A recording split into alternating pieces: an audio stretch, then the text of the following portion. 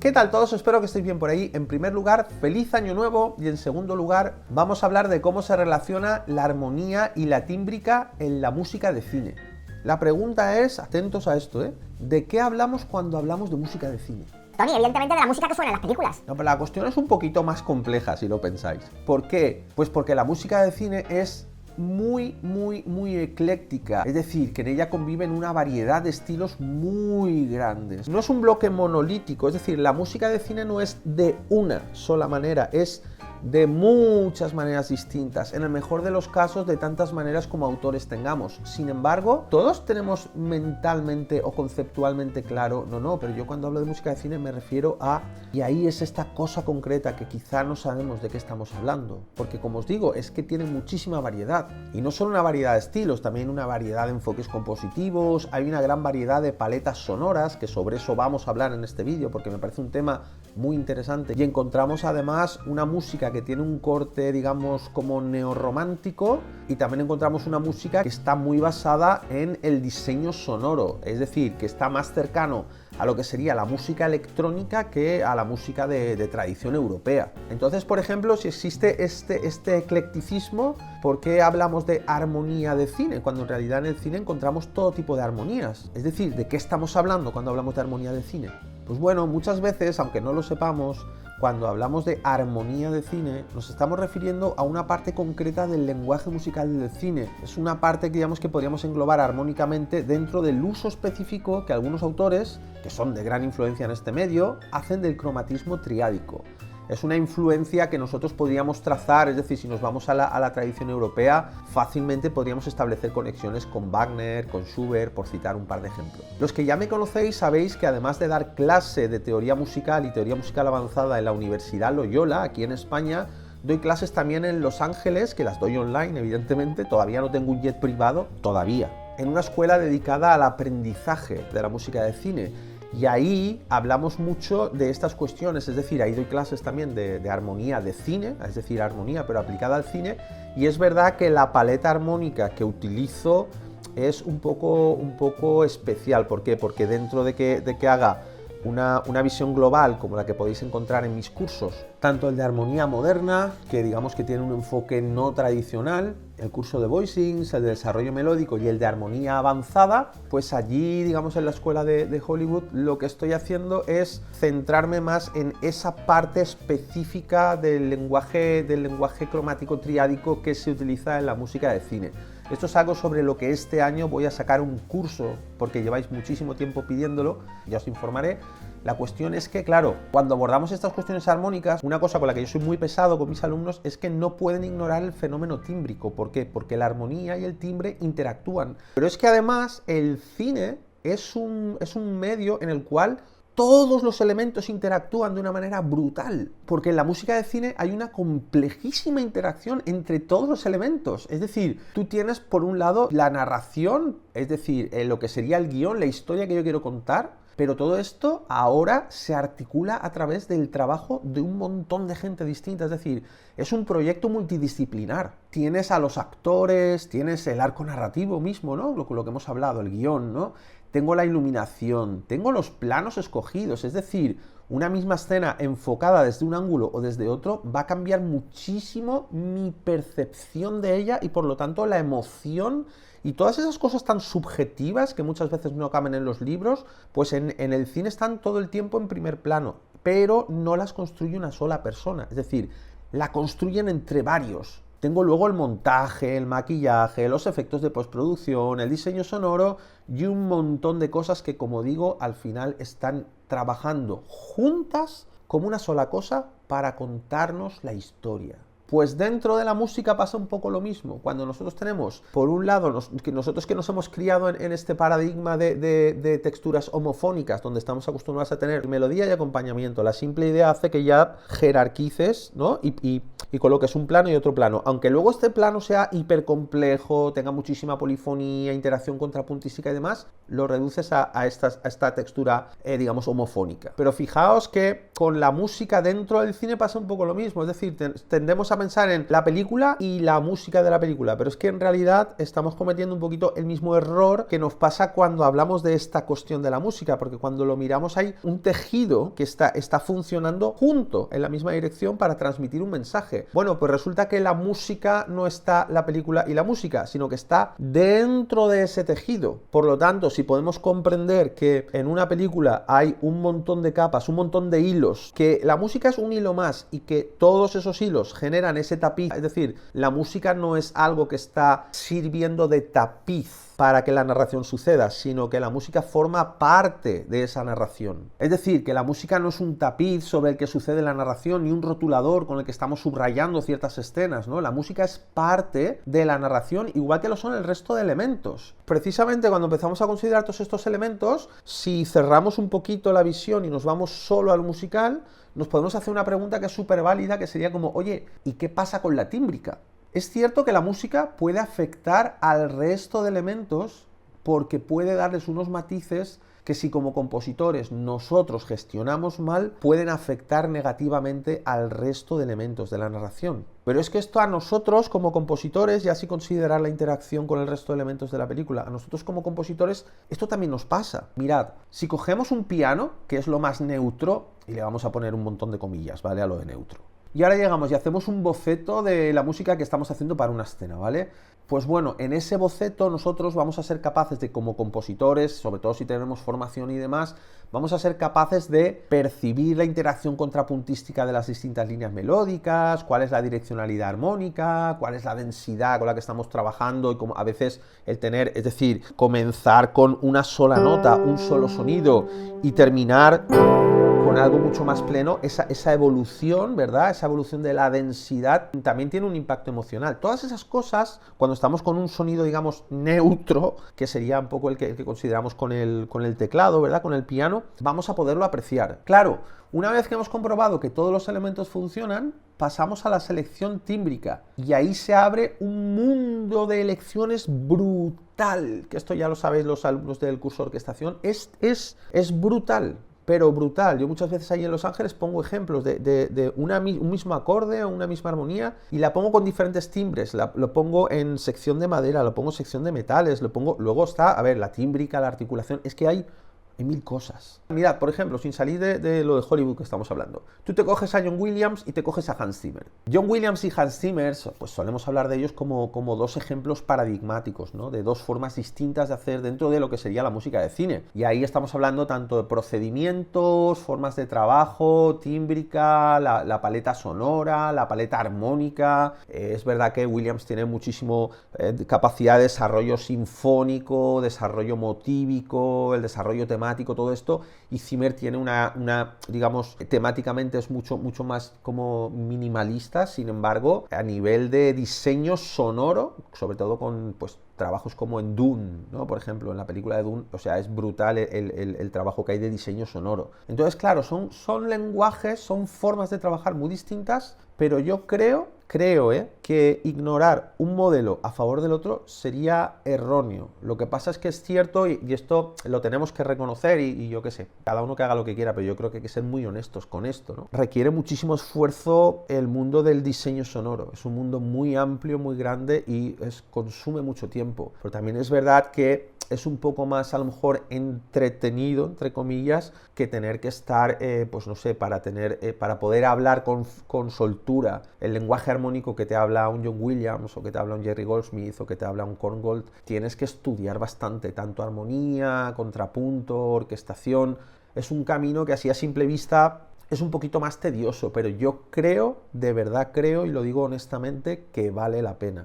La cosa es que, dejando todas estas cuestiones de lado, la tímbrica, es decir, los sonidos, ese mundo sonoro que tenemos dentro de un repertorio sinfónico, vamos a irnos más a la parte del repertorio sinfónico, no nos vamos a ir a lo electrónico, nos vamos a la parte sinfónica. Lo tímbrico es, ya os digo, un elemento fundamental, que en ambas visiones lo es, eso está claro, pero si nosotros echamos la vista atrás y comenzamos a buscar estos compositores que empezaron a utilizar lo que después hemos denominado el sonido Hollywood, nos daremos cuenta de que compositores como Bernard Herrmann, por ejemplo, ya tenían sus propias paletas sonoras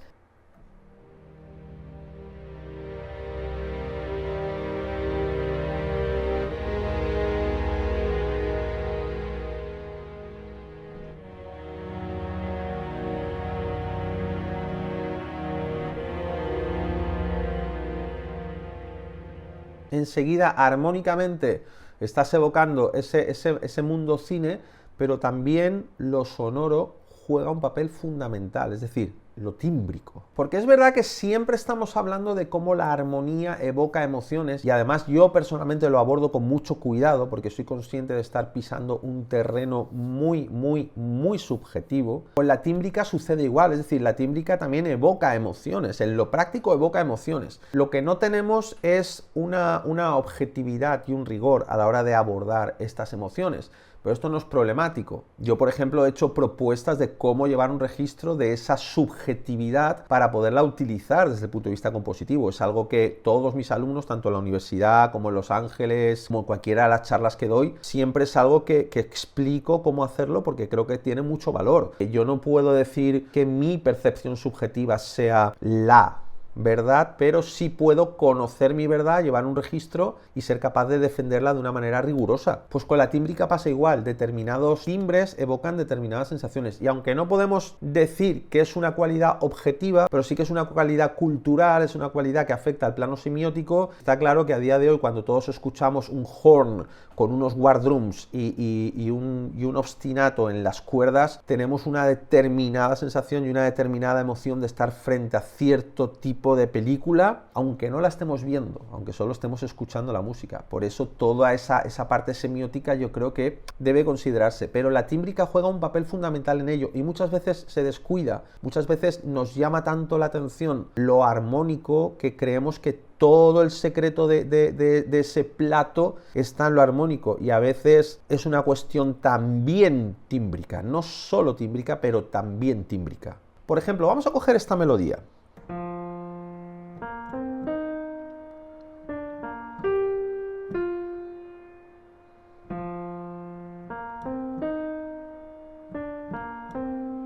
Vale, esa es la melodía que se escucha aquí en el canal. Si entráis al canal en sí, lo que es la pantallita, esa presentación que sale, veréis que hay un tema que está sonando. Es eso que acabo de tocar, pero está orquestado, con una orquesta completa y tal, ¿no? Aquí es una versión de piano. Vale, cuando lo tocamos así, es neutro, ¿vale? Ya os digo que con muchísimas comillas. Ahora vamos a ver qué pasa si utilizamos con esta melodía una determinada combinación de colores. Por ejemplo, vamos a intentar evitar de momento, luego igual ponemos algún ejemplo con ello, pero vamos a intentar evitar la armonía, vamos a jugar solo con lo tímbrico para ver qué emociones nos genera o en qué espacio mental nos ubicamos o frente a qué película nos da la sensación que estamos, es decir, frente a qué tipo de película. Vamos a escoger, por ejemplo, una combinación .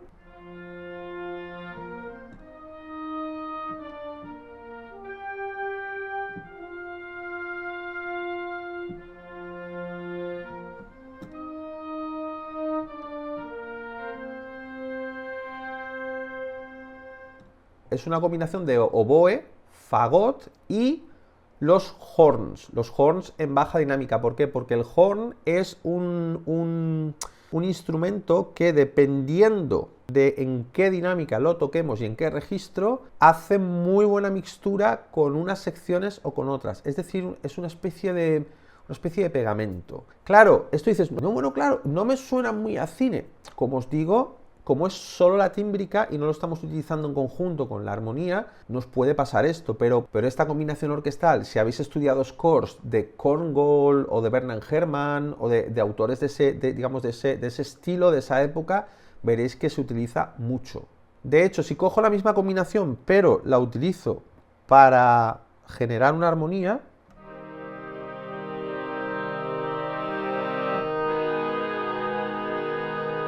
ahí de pronto es como, esto ya me suena un poco más, ¿no? O si por ejemplo cogemos el famoso...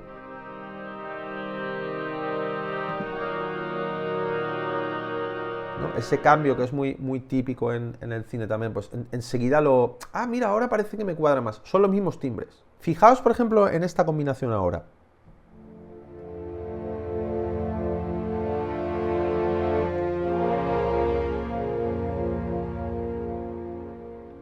¿Vale? Aquí tenemos cuerdas graves y están funcionando con el horn también. Antes lo teníamos con las maderas y ahora lo tenemos con las cuerdas. Y cohesiona muy bien. Y ahora vamos a hacer algo que, por ejemplo, sería más típico de Hans Zimmer, que Hans Zimmer tiende mucho a utilizar triadas cerradas muy cerca de lo que en armonía llamamos el límite de intervalos bajos, en el límite en el cual tu oído puede percibir un determinado intervalo, que también varía de persona a persona. Por eso hemos establecido unas ciertas zonas seguras donde, como diciendo, oye, más abajo de esta nota no hagas, por ejemplo, una segunda menor, porque muchos oídos no la van a entender, ¿vale? Pero bueno, a Zimmer le gusta colocar triadas cerradas en registros graves. Esto es algo que no ha inventado él, ya venía de antes, ¿vale? Pero mirad, lo mismo que hemos tocado, misma progresión.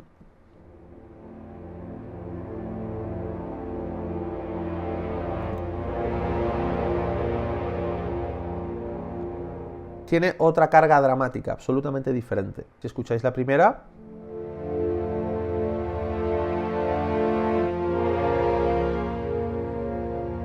es un tipo de sensación que debemos identificar y anotar en nuestro registro, en nuestro diario armónico. Y aquí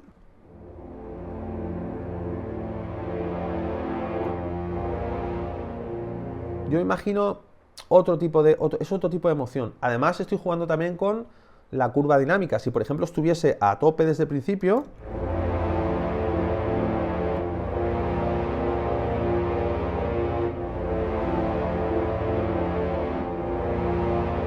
las cosas que se me ocurren son distintas. Es decir, la tímbrica afecta, pero es que la dinámica afecta también. Y además, fijaos en una cosa, hemos combinado la cuerda grave con horns, pero ahora vamos a combinar la cuerda grave con trombones.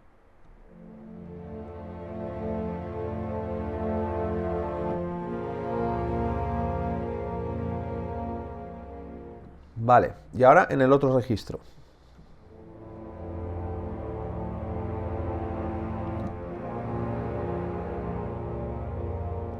Fíjate qué curioso, son las cuerdas y ahí tengo un metal, pero cuando tenía con los horns sentía una cierta sensación, digamos, dramática, y ahora que lo tengo también con un instrumento de metal combinado en la parte grave, pero resulta que son los trombones, ahora es distinto. De hecho, fijaos, si cogemos el mismo objeto armónico, pero en lugar de jugar con cuerda y combinarlo o bien con los horns o bien con los trombones, ahora pasamos de la cuerda y nos vamos a la sección grave de la madera, fijaos cómo cambia la intención narrativa. Y es el mismo objeto armónico, ¿eh? Voy a poner la dinámica, primero voy a hacerlo con dinámica y luego la dinámica a tope. Mirad.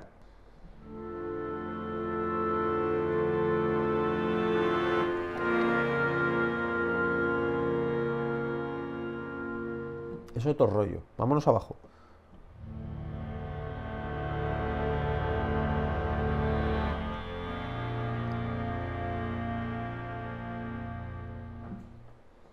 Tiene muchos matices y yo no sé vosotros, pero yo sí que imagino diferentes tipos de escena. Fijaos, si por ejemplo escuchamos esto y ahora, dependiendo de quién haga la melodía, vamos a imaginar un tipo de película u otra.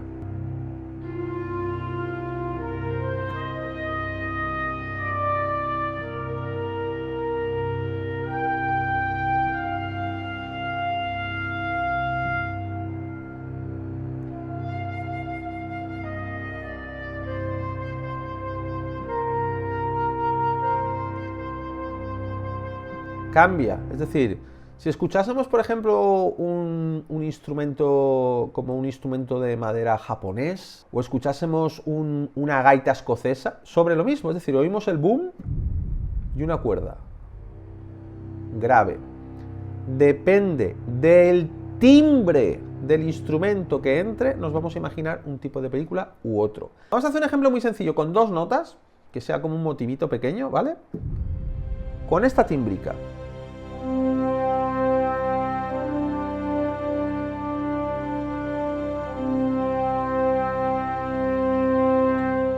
Nosotros tenemos que ser conscientes de qué estamos visualizando en la cabeza, ¿vale? ¿Qué tipo de película vamos a ver?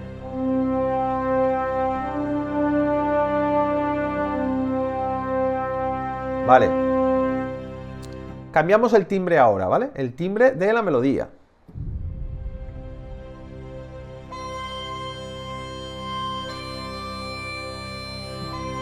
el paisaje mental, si os fijáis, cambia totalmente. Lo que pasa que, claro, como compositores, especialmente como compositores de música de cine, tenemos que estar entrenados para ser capaces de detectar esos sutiles cambios en ese espacio semiótico que se despliega entre nosotros. ¿Por qué? Porque tenemos que estar continuamente comparando el espacio semiótico que sugiere lo que componemos y el espacio semiótico que sugiere lo que estamos viendo y ver si hay una concordancia, ¿vale? Pero bueno, eso es algo de lo que hablaremos en el curso de música de cine. Así que nada, esta es la idea principal, no vamos a extendernos más. Si te ha gustado el vídeo, pues dale like, suscríbete, acuérdate de pasar por teoriamusical.es, donde tienes los cursos, tanto el de armonía moderna como el de voicings, el de desarrollo melódico y el de armonía avanzada.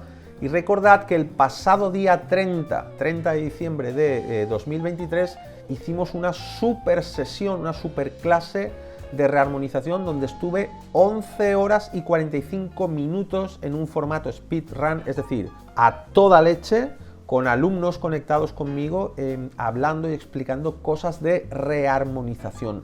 Ese curso ya está disponible para aquellos de vosotros que ya sois alumnos de los otros cursos, y si queréis información sobre ello lo tenéis en la página privada de alumnos que tenéis en Facebook.